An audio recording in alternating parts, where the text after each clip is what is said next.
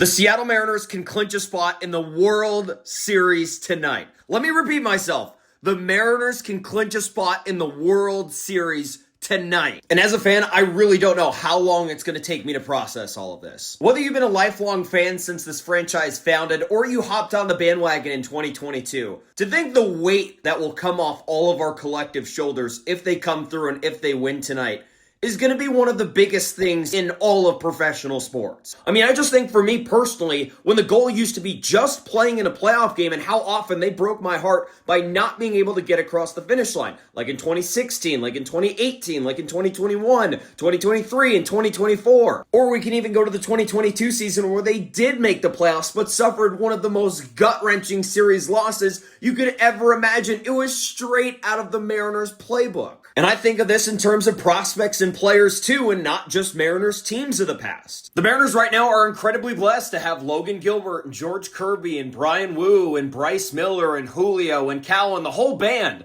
But for all that, we had to get through Jeff Clement and Dustin Ackley and on and on and on and on. 20 years worth of top prospects that just continued to flop over and over and over, and yet so many of us stayed loyal throughout all of this churn, throughout these years of just misery. And I really have two guys to thank for keeping me a fan throughout all of those years where all they did was disappoint us. That would be Felix and that would be Kyle Seager. You know, I could only imagine what Felix would be feeling tonight if the Mariners managed to get this done, about the years and years that the front office and the management and the ownership just failed him over and over and over and could never even give him a team even remotely close to what the Mariners currently are. But I hope Felix realizes how much of a beacon he was to fans like myself. Because without him entertaining us every single season and pitching like an arguably Hall of Fame caliber pitcher, people like myself might not be baseball fans, because instead of the Mariners being bad with a really good, really likable player on it,